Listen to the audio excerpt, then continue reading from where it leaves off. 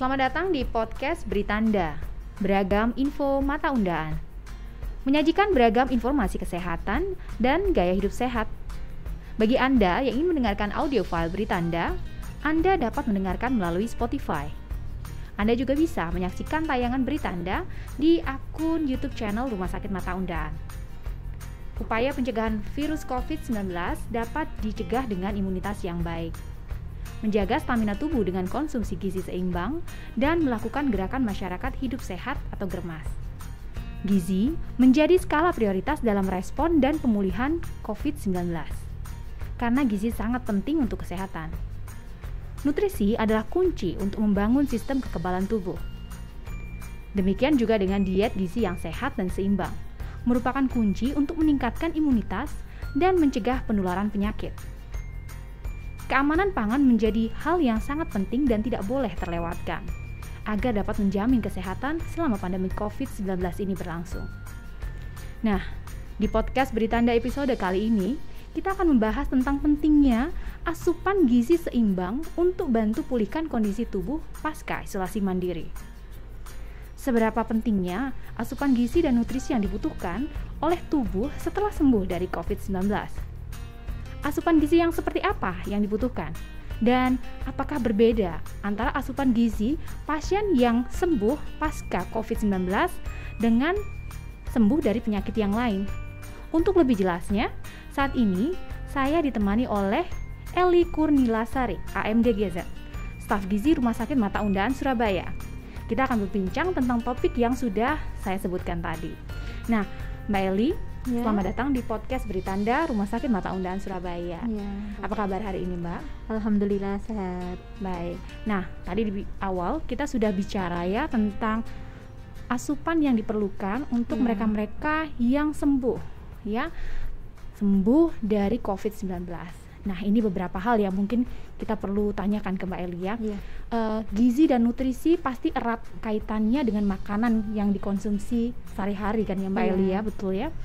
Sebetulnya apakah makanan yang dikonsumsi oleh pasien pasca COVID-19 itu berbeda dengan masyarakat pada umumnya, khususnya yang belum pernah terinfeksi COVID-19? Baik. Sebenarnya untuk prinsipnya sama ya. Jadi prinsip gizi seimbang, karena tujuannya sama untuk meningkatkan imunitas tubuh. Di sini untuk gizi seimbang kita sesuaikan dengan isi piringku. Di situ terdapat karbohidrat seperti nasi, umbi-umbian, kentang, dan juga mie. Itu sepertiga bagian dari isi piring. Yang kedua, protein hewani dan protein nabati. Dari protein hewani bisa kita dapatkan seperti dari daging, ikan, telur, dan masih banyak lagi seperti yogurt juga. Terus untuk dari protein nabati bisa kita dapatkan dari tempe, kacang-kacangan, tahu, kayak gitu. Untuk sayuran dan buah dianjurkan setengah bagian dari piring, jadi lebih banyak. Terus untuk yang terakhir diharapkan untuk mengkonsumsi air minimal 8 gelas per hari. Untuk pasien yang sembuh dari COVID itu ada beberapa intervensi yang harus dilakukan. Nah, yang pertama itu mempertahankan kondisi kesehatan dan status gizinya. Yang kedua, mengkonsumsi makanan gizi seimbang dan imun booster seperti vitamin A, E, D, dan juga zinc, vitamin C juga. Yang selanjutnya menerapkan perilaku hidup bersih dan sehat. Yang keempat, untuk pasien yang pasca COVID dengan komorbid atau penyakit penyerta itu untuk kebutuhan gizinya memang harus disesuaikan dengan kebutuhannya. Nah, untuk pengolahan makanannya bisa dengan yang pasti mencuci bahan makanan yang akan diolah. Yang kedua, kita pisahkan alat yang akan digunakan seperti pisau, telenan, itu kita pisahkan untuk bahan makanan matang dan bahan makanan mentahnya. Terus untuk yang ketiga bisa dengan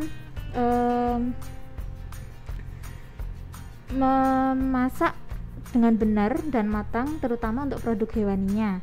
Yang keempat, bisa untuk penyimpanannya itu harus sesuai untuk makanan matang. Yang kelima, menggunakan air dan yang aman. Itu aja. Baik.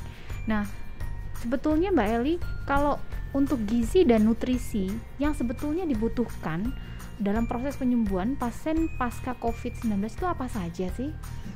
Kita dianjurkan lebih tinggi protein dan juga memperbanyak konsumsi zat gizi mikro, yaitu seperti vitamin dan mineral.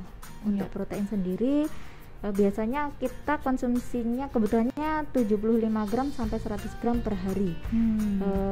Dari 10 gram protein itu bisa kita dapatkan dari 50 gram daging, itu misalnya dari 3 ekor udang. Terus ayam 75 gram dengan tulangnya. Selanjutnya tempe tahu itu berbeda. Dari tempe bisa 100 gram, untuk tahu bisa 2 kalinya, jadi 200 gram kayak gitu. Jadi memperbanyak protein ya, justru ya. Iya, dan zat gizi mikro, vitamin dan mineralnya. Oke. Itu catatannya ya bagi kaca sehat yang saat ini menyaksikan. Ini juga mungkin bisa jadi masukan yang baik ya. Nah, untuk selanjutnya, apakah sebetulnya setiap orang kita ngomong memiliki kebutuhan gizi dan nutrisi yang sama? Berbeda. Jadi kita lihat faktor-faktornya juga. Dari berat badan, tinggi badan seseorang kan berbeda. Terus massa tubuhnya juga berbeda, mungkin aktivitas fisiknya juga berbeda, dan juga dari mungkin penyakit penyerta ya. Seseorang kan ada yang penyakit penyerta, itu memang harus dibedakan untuk kebutuhan gizinya. Gitu ya. Jadi memang berbeda ya antara satu orang dan orang yang lain. Nah, selanjutnya apakah asupan gizi atau nutrisi yang tadi sudah Mbak Eli sebutkan itu punya peranan khusus begitu untuk tubuh kita, sehingga mungkin akan sangat dibutuhkan dalam proses penyembuhan? Iya, tentu saja sangat penting peranannya, terutama pada protein hewani ya. Karena protein hewani itu mempunyai fungsi utama memelihara dan memperbaiki sel-sel yang rusak. Dan juga protein hewani berperan untuk membentuk antibodi pada sel darah putih. Terus di situ juga untuk meningkatkan respon kekebalan tubuh dan membunuh lebih banyak bakteri atau virus yang masuk dalam tubuh kita. Untuk zat gizi mikronya, yaitu dari vitamin dan mineral, itu bisa meningkatkan imunitas tubuh dan juga menjaga fungsi tubuh. Antioksidan bisa mencegah inflamasi atau peradangan dalam tubuh kita. Ternyata peranannya cukup penting ya. Iya, betul. Nah, untuk selanjutnya nih Mbak Eli, kira-kira apakah ada pantangan bagi mereka pasien-pasien yang sudah sembuh pasca terinfeksi COVID-19?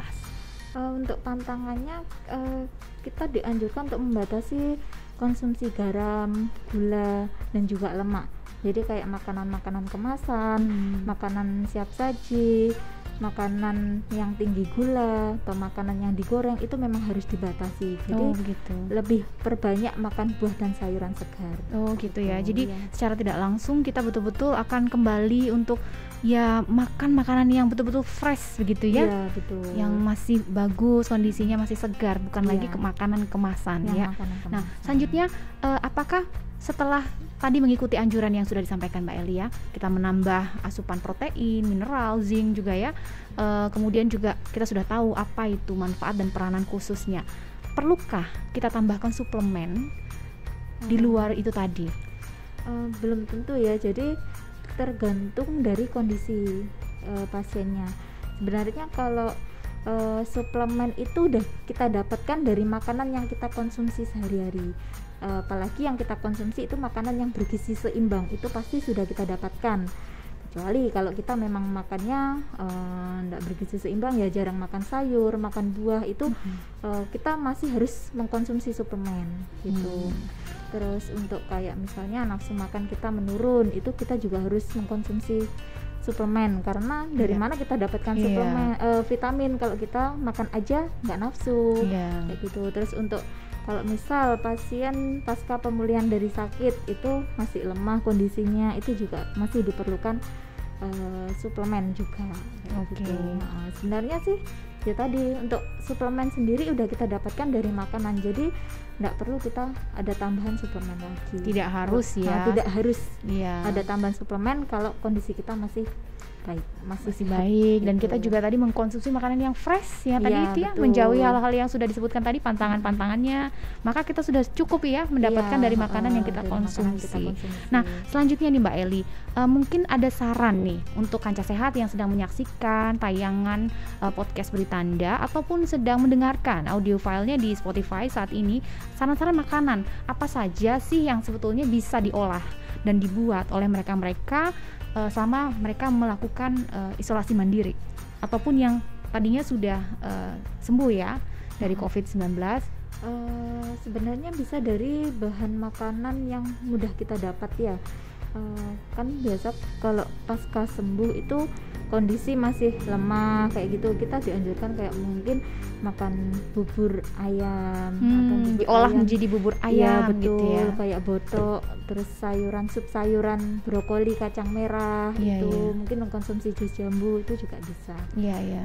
Jadi Itu salah satu beberapa Iya, contoh olahan makanan yang mungkin Kanca Sehat bisa coba di rumah. Mulai dari sup sayuran, Iya, itu tadi ya, sup bikin sayuran. botok juga bisa. Ternyata sesederhana itu kita bisa menambah asupan protein dalam menu sehari-hari. Wah, kita sudah dapat banyak sekali ya masukan-masukan tentang asupan gizi seimbang. Nah, semoga apa tadi yang sudah disampaikan oleh Mbak Eli bisa membantu pulihkan kondisi tubuh Anda semua, mungkin keluarga, mungkin rekan terdekat yang saat ini sedang melakukan pemulihan pasca isolasi mandiri akibat terinfeksi COVID-19. Kanca Sehat, kita akan akhiri tayangan podcast Beritanda episode kali ini. Saya ucapkan terima kasih untuk Mbak Eli Sama-sama. bersedia datang di episode kali ini ya. Kita nanti mungkin undang-undang lagi Iya. ya. Oke, baik Kanca Sehat, tetap dukung kami dan tetap mengikuti segala informasi terupdate dan menarik dari Rumah Sakit Mata Undaan. Pesan kami, tetap jalankan protokol kesehatan, selalu gunakan masker, jaga jarak aman, dan makan makanan yang bergizi. Nantikan kembali tayangan podcast Beritanda Rumah Sakit Mata Undaan selanjutnya. Sampai jumpa dan salam mata sehat.